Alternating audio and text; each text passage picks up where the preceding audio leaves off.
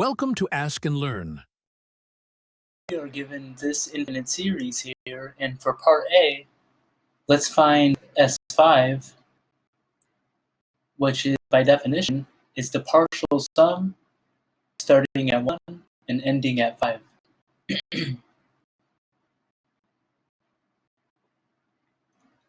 So in this case, one could just go to calculator or take some time and then just add up all these fractions.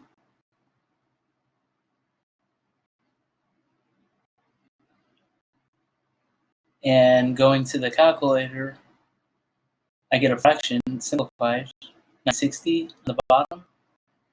And if you want a decimal, I'll give you the exact. Then we have a 5, 4, 1, and once we have the 6, that'll repeat indefinitely. So that's the first part of part A here, finding S5. And now we would like to use exercise 46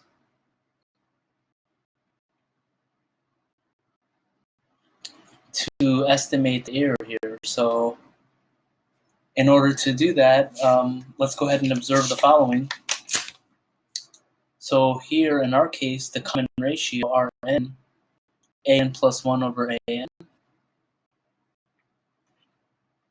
Now an is given by this up here.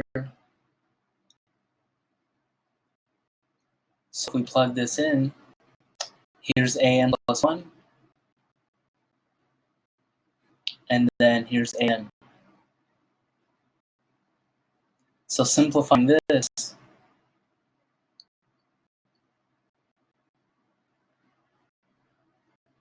we get this fraction here. So,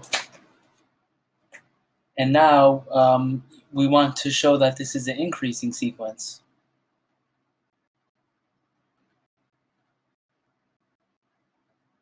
So one way to do that is to go ahead and just define f of x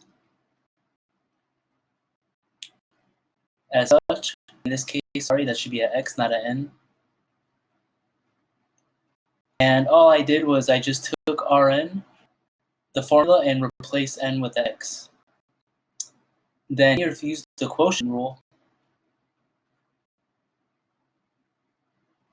you'll get the following after you simplify. And this expression is positive, so that means that f is increasing, so that means r is also increasing. And now we can go ahead and use exercise 46, so let's go to the next page.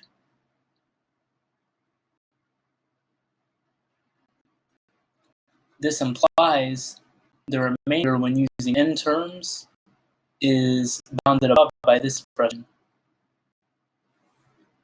where L is the limit of the Rn. So in our case, that'll be just 1/2, because from the previous page, that's Rn and simplify to 1/2.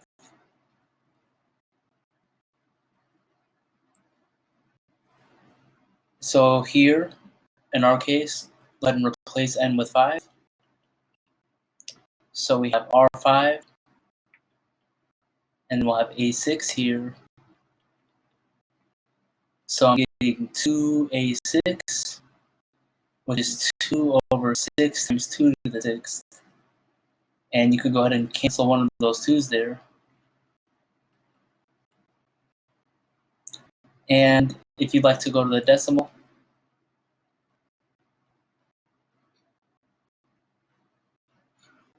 okay, so that resolves part A. Now let's go on for part B. So for part B, first let's give a statement. So here we want to find n such that Sn is within this decimal here. That's 4 zeros after the decimal with a 5 of the sum, the infinite sum.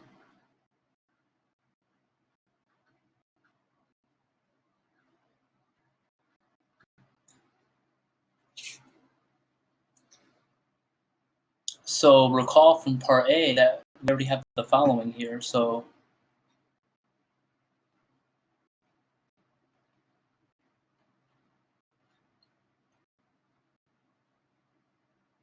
in our case, using the formula for AN,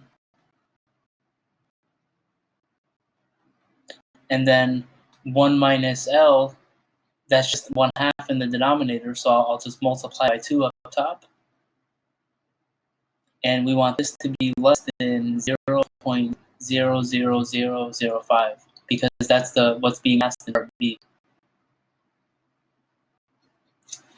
So here, once again, let me go on to the next page, continue where I left off. So I'll go ahead and cancel one of those 2's from the previous page. And we have this. And now it's just a matter of finding some n value that works. And in this case, after trying a few values for n, I see that if I plug in 11,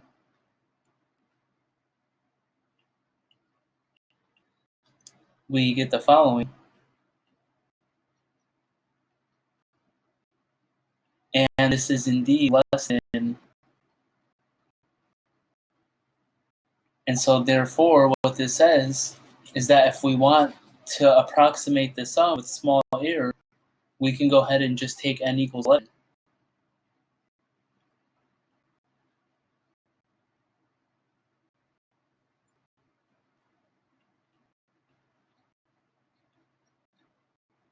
And going to the calculator once again.